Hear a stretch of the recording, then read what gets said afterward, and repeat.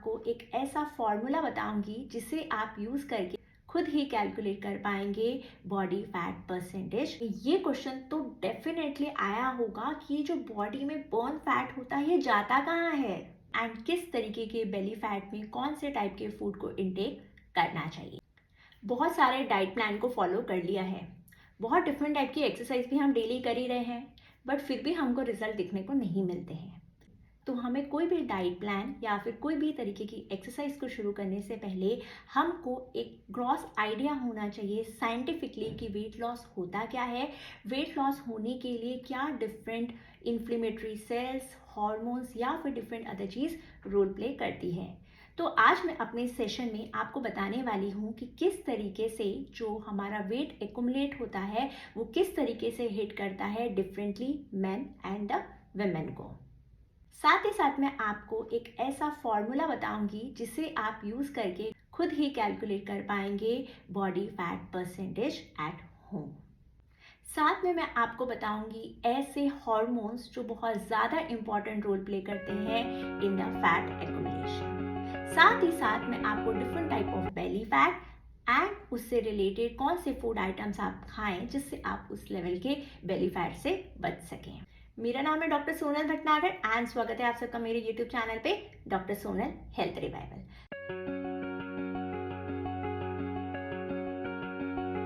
तो चलिए हम डिटेल में बात करते हैं different type of fats and उससे आप कैसे अपने आप को राहत दिला सकते हैं।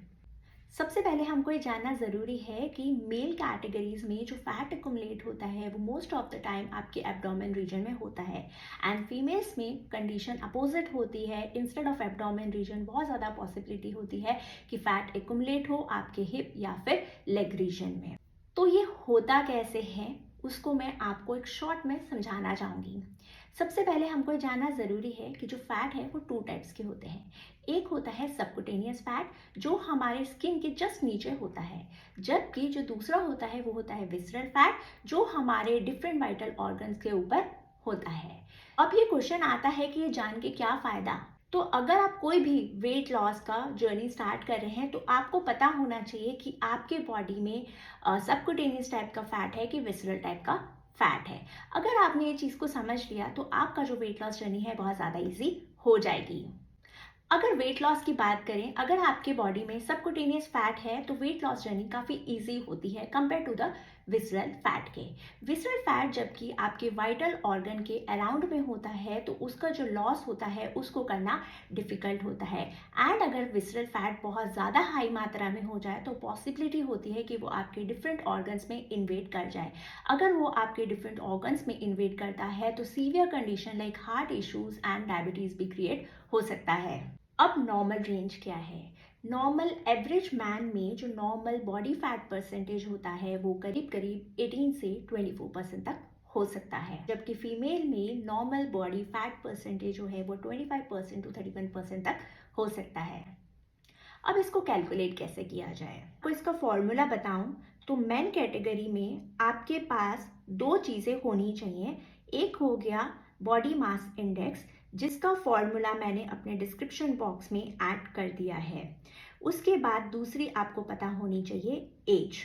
तो सबसे पहले जो आपका बॉडी मास इंडेक्स है आपको उसको इनटू करना है 1.20 से एंड एज जो है उसको इनटू करना है 0.23 से। देन ये फॉर्मूला आपके स्क्रीन पे डिस्प्ले हो रहा है। इस फॉर्मूले को आप नोट डाउन कर सकते हैं ताकि आप घर पर ही खुद का बॉडी फैट परसेंटेज निकाल सकें।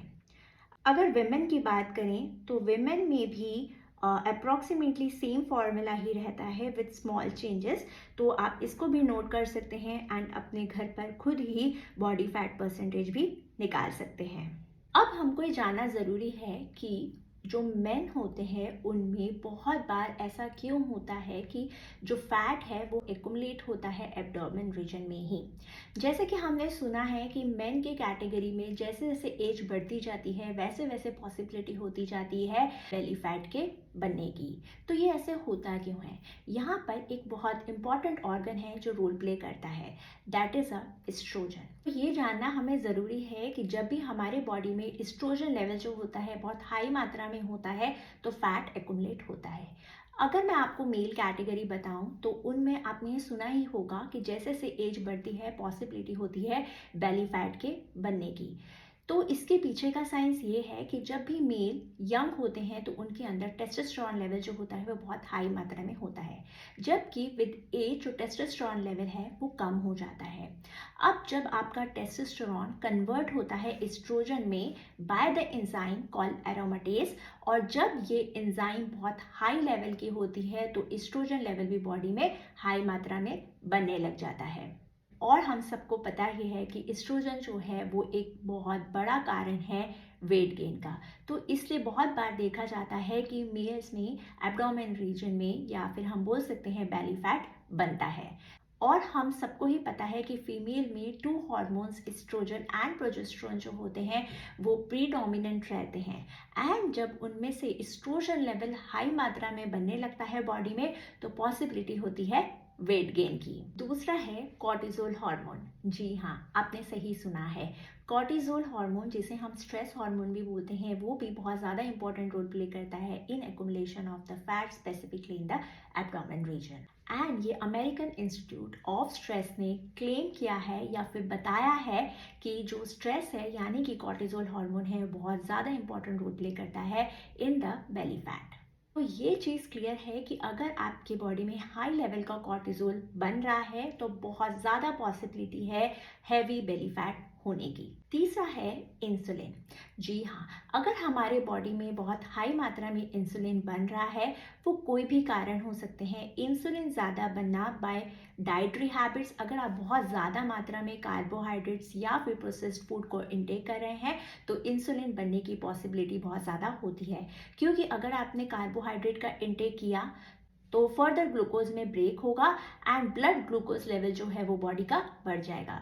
To overcome that high blood glucose level जो इंसुलिन है वो प्ले करेगा अपना रोल, और इस तरीके से इंसुलिन लेवल जो है वो बहुत ज़्यादा बढ़ जाएगा, और बढ़ा हुआ इंसुलिन लेवल जो होता है बहुत ज़्यादा रिस्पॉन्सिबल होता है फॉर द बेली फैट। तो अगर इंसुलिन की सेंसिटिविटी को हमें इम्प्रूव करना है तो ये बहुत सारी रिसर्च में बताया गया है कि विटामिन डी जो है बहुत इंपॉर्टेंट रोल प्ले करता है in improving the insulin sensitivity.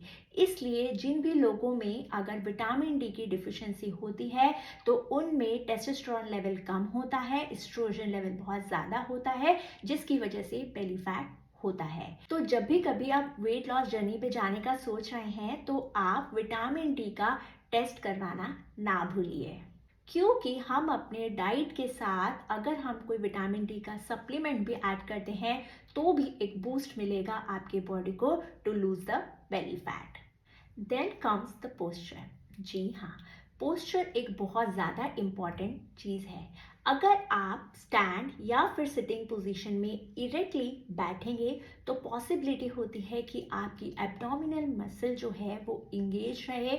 ये जो इंगेजमेंट होता है ये हेल्प करता है एब्डोमिनल मसल को, और आपका जो बेसिक कोर है बॉडी के स्ट्रक्चर का उसको मेंटेन करके रखता है। अगर आप बहुत लंबे समय तक गलत पोस्चर से बैठते हैं या फिर खड़े होते हैं तो पॉसिबिलिटी होती है कि जो आपकी एब्डोमिनल मसल है इन द एब्डोमिनल वॉल में वो वीक हो जाती है, क्योंकि अगर आपकी एब्डोमिनल मसल जो है वो वीक हो गई है और धीरे धीरे डिप्लीट हो रही है तो पॉसिबिलिटी होती है कि उस स्पेस को ऑक्यूपाई करने के लिए वहाँ पर बेली फैट बनने लग जाए। तो आपको अपने पोस्चर पे या फिर सिटिंग पोजीशन पे भी बहुत ज़्यादा ध्यान देना चाहिए, स्पेसिफिकली उन लोगों को जिनका जो वर्क प्रोफाइल है वो सिटिंग पोजीशन पे रहता है। साथ ही साथ आपको कुछ ऐसे स्ट्रेचिंग एक्सरसाइज भी करनी चाहिए ताकि वो लंबे समय तक अपनी बॉडी की टोनिसिटी जो है उसको मेंटेन कर सके। ये तो सब हमने जान लिया कि किस तरीके से क्या हार्मोन्स इन्वॉल्व होते हैं या किस तरीके के फैट होते हैं। अब मैं आपको बहुत ही शॉर्ट में ये बताऊंगी कि किस तरीके से हमारे बॉडी में वेट लॉस होता है। अगर आप वेट लॉस जर्नी पे जाने का सोच रहे हैं और आपको उसके पीछे की साइंस नहीं पता है तो कहीं ना कहीं कुछ तो गलती हो ही जाएगी, जिससे आपका वेट लॉस जर्नी जो है वो थोड़ा सा डिफिकल्ट हो सकता है। तो चलिए मैं आपको बताती हूँ कि किस तरीके से वेट लॉस में हमारा बॉडी में डिफरेंट टाइप के चेंजेस होते हैं। हमारे बॉडी में एक तरीके के सेल्स होते हैं जिसे हम बोलते हैं एडिपोज सेल। ये जो सेल होते हैं ये फैट को स्टोर करके रखते हैं एज अ ट्राइग्लिसराइड। और हमको ये जानना ज़रूरी है कि जब हमारे बॉडी में वेट लॉस मैकेनिज्म शुरू होता है तो ये जो ट्राइग्लिसराइड्स हैं वो आपके glycerol and different type of fatty acids में ब्रेक होने चाहिए। अब ये होता कैसे है? जब भी कभी हम कोई कैलोरी डिफिशिएट कर रहे हैं या फिर हमने कुछ कम खाना शुरू किया है या फिर हम किसी तरीके की एक्सरसाइज स्टार्ट करे हैं तो हमारे बॉडी में एक एंजाइम होती है जिसे हम बोलते हैं HSL, जो है हार्मोन सेंसिटिव लाइपेज। जब ये एंजाइम्स एक्टिवेट होती है तो लिपोलाइसिस प्रोसेस जो होती है वो स्टार्ट हो जाती है। एंड ये लिपोलाइसिस प्रोसेस ही एक ऐसी प्रोसेस है जो हमारे ट्राइग्लिसराइड को ब्रेक करती है in the glycerol and the different type of fatty acids में। एंड इसमें से जो फैटी एसिड्स होता है वो निकल के हमारे ब्लड स्ट्रीम में जाता है and different muscles and tissues को सप्लाई करता है जिससे हमारे बॉडी को इंस्टेंट एनर्जी मिलती है। साथ ही साथ अगर मैं सिर्फ फैटी एसिड की बात करूँ तो जो फैटी एसिड है वो एक तरीके की ATP को प्रोड्यूस करता है जो बॉडी का सबसे ज़्यादा इम्पॉर्टेंट पार्ट है या फिर हम बॉडी के प्राइमरी करेंसी भी इसे बोल सकते हैं। अगर मैं आपको एक सिंपल सेंटेंस में बताऊं तो वो हो सकता है कि जब भी कभी हम कैलोरी डिफिशिएंट पे होते हैं, कम इनटेक कर रहे होते हैं एंड जो हमारा एनर्जी एक्सपेंडिचर होता है या फिर कैलोरी बर्न जो होता है बहुत ज़्यादा होता है तो हमारे बॉडी में जो स्टोर फैट होता है वो यूज़ हो जाता है और इस तरीके से जो एडिपोज सेल्स हैं वो कम होने लगते हैं जिससे जो फर्दर इम्पैक्ट करते हैं हमारे टोटल बॉडी फैट परसेंटेज को। तो ये तो हमने जान लिया कि किस तरीके से हमारे बॉडी में फैट लॉस होता है। साथ में तो ये जानने के बाद आपके मन में ये क्वेश्चन तो डेफिनेटली आया होगा कि जो बॉडी में बर्न फैट होता है ये जाता कहाँ है?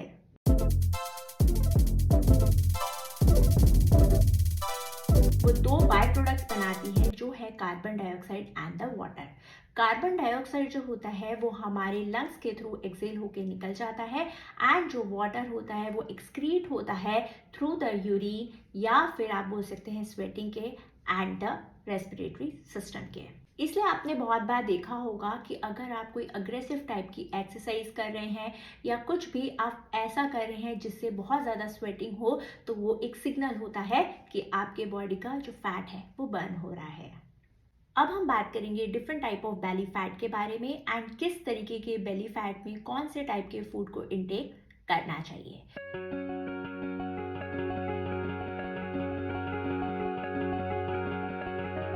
तो चलिए डिटेल में हम बात करते हैं। मैंने आपको पहले भी बताया कि एक हार्मोनल बेली फैट होता है जिसमें बहुत ज़्यादा पॉसिबिलिटी रहती है आपके फैट एक्युमुलेट होने की इन द एब्डोमेन रीजन में, जो होता है बिकॉज ऑफ द हार्मोन्स के।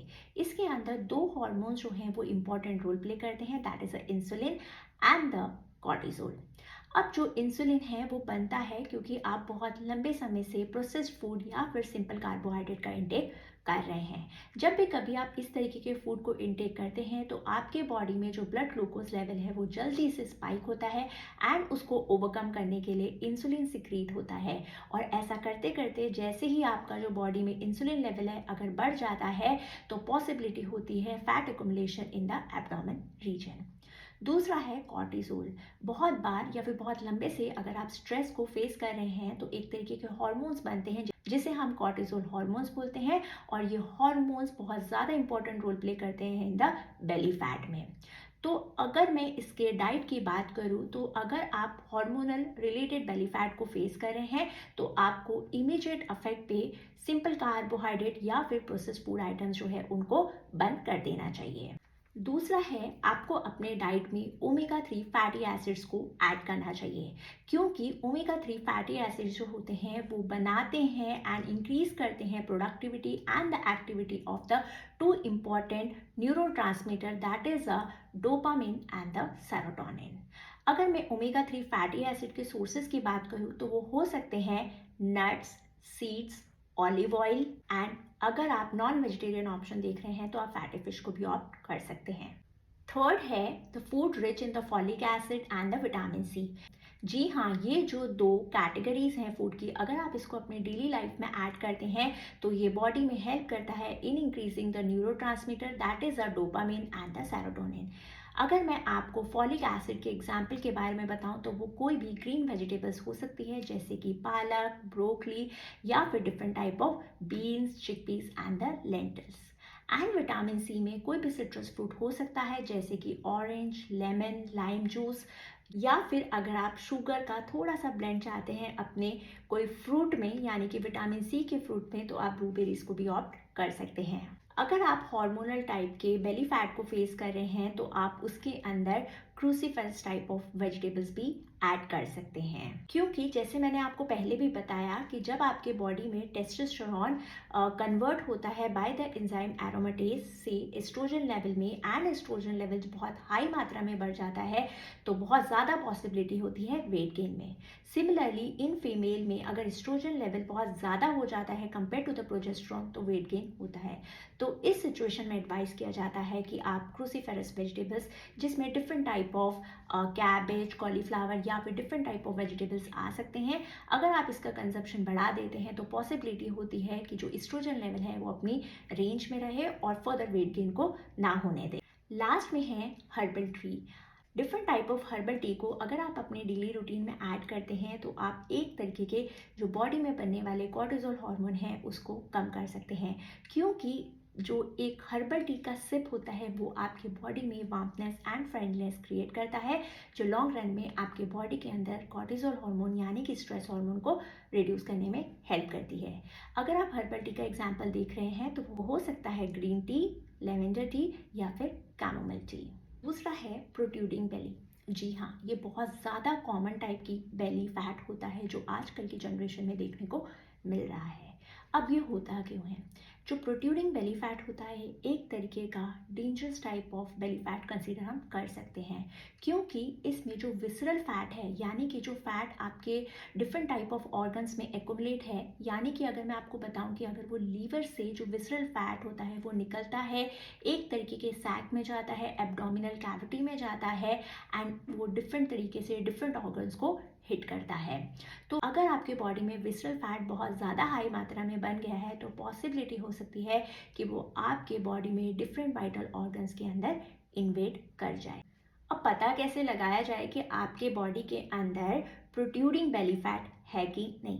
अगर आप चेक करना चाहते हैं तो आप आपके जो एब्डोमेन है उसको वर्टिकली 2 पार्ट्स में डिवाइड कर सकते हैं, एंड जब आप टैप करेंगे एक साइड के आपके एब्डोमेन रीजन को तो आप देख सकेंगे एक ripple effect on the other side of the abdomen या फिर बेली रीजन के। अगर आप इस तरीके का रिपल इफेक्ट देखते हैं तो डायरेक्टली आपको बताता है कि आपका जो बेली फैट है वो protruding type of belly fat है।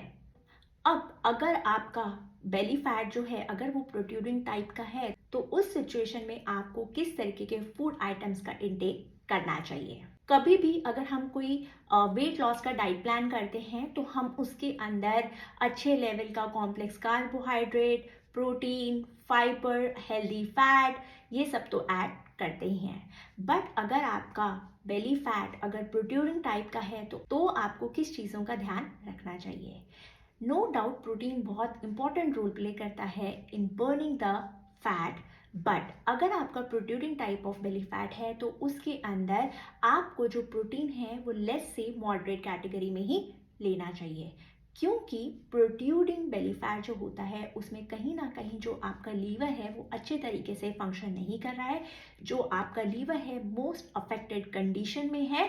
तो इस सिचुएशन में पॉसिबिलिटी होती है कि जो आपका लीवर है वो पर्टिकुलर टाइप के प्रोटीन को अच्छे से मेटाबोलाइज ना कर पाए, इसलिए एडवाइस किया जाता है कि आपको मॉडरेट से लेके लो लेवल के प्रोटीन को ही इंटेक करना है। दूसरा है प्रोबायोटिक। अब ये चीज़ आती है कि हाँ, हम तो बैलेंस डाइट में प्रोबायोटिक तो खाते ही हैं, यानी कि दही या फिर कर्ड तो हम खाते ही हैं, बट अगर आप protruding type of belly fat को फेस कर रहे हैं तो उसके अंदर प्रोबायोटिक होता है वो बहुत ज़्यादा इंपॉर्टेंट रोल प्ले करता है। कैसे? इस सिचुएशन में जो प्रोबायोटिक यानी कि कर्ड जो होता है वो एक तरीके के गुड बैक्टीरियाज बनाता है आपके गट में, जो फर्दर एक तरीके के सॉल्ट बनाते हैं जिसे हम बोलते हैं बाइल सॉल्ट। जब ये बाइल सॉल्ट बन जाते हैं तो वो डाइजेशन प्रोसेस में हेल्प करते हैं और लीवर पे जो बाइल एसिड सिक्रीशन का जो लोड आ रहा होता है उसको कहीं ना कहीं तक ओवरकम करने में मदद करता है यही बाइल सॉल्ट। इसलिए प्रोबायोटिक इस सिचुएशन में ज़्यादा एडवाइस किया जाता है। The third one is superficial belly fat. जी हाँ, जब भी कभी आपको जस्ट टच करके फील हो कि आपके स्किन के नीचे एक तरीके की फैट या फिर एडिपोज टिश्यूज जम गए हैं तो वो सीधे तरीके से बताता है कि आप superficial type of belly fat को फेस कर रहे हैं। ये सबसे ईजीएस्ट कैटेगरी होती है जिसमें आप बेली फैट को easily by following the good balance diet and the good exercise आप इजीली फैट लॉस को कर सकते हैं। इसमें आपको बैलेंस डाइट लेना है जिसके वही एग्जाम्पल हो सकते हैं कि आप कॉम्प्लेक्स कार्बोहाइड्रेट लें, अच्छे लेवल का प्रोटीन इनटेक करें, या फिर हाई फाइबर है, या फिर हेल्दी फैट, या फिर प्रोबायोटिक को ऐड करें, जिससे आप बैलेंस डाइट को फॉलो करते हुए और उसके अंदर एक्सरसाइज को ऐड करके बेली फैट को लूज कर सकें। तो आप सबको ये जानना ज़रूरी है कि journal of strength and conditioning research ने ये क्लेम किया है कि कोई भी अगर आप एब एक्सरसाइज को फॉलो कर रहे हैं तो उसके कोई भी सिग्निफिकेंट रिजल्ट नहीं होते हैं बेली फैट में, क्योंकि एक्सरसाइज से आपके बॉडी में किसी भी लेवल का जो इंसुलिन है वो डिक्रीज नहीं होता है। इंस्टेड ऑफ दैट आप एक गोल्डन रूल को ऑप्ट कर सकते हैं जिसमें एडवाइस किया जाता है कि आप एक बैलेंस डाइट का इंटेक करें, अपने टोटल प्रोटीन इंटेक को बढ़ा दें एंड साथ ही साथ रेजिस्टेंट ट्रेनिंग को करें 3 to 4 टाइम्स अ वीक। तो मैंने आज अपने सेशन में आपको बताया कि किस तरीके से जो फैट है वो हिट करता है मेल्स को एंड द फीमेल्स को। साथ ही साथ मैंने आपको different type of belly fat के बारे में बताया और ये भी बताया है कि कौन से बेली फैट कैटेगरी में आपको किस तरीके के फूड पे फोकस करना चाहिए जिससे आपको बेली फैट को लॉस करने का जो जर्नी है वो इजी हो जाए। अगर आपको मेरा इस सेशन इन्फॉर्मेटिव लगा है और आप चाहते हैं कि मैं इसी तरीके के सेशंस आप तक लाती रहूं तो लाइक, शेयर एंड सब्सक्राइब करना ना भूलिए। साथ में ही आपका जो बेल आइकॉन है उसको भी हिट करना ना भूलिए। मिलते हैं नेक्स्ट सेशन में नए टॉपिक के साथ। Thank you.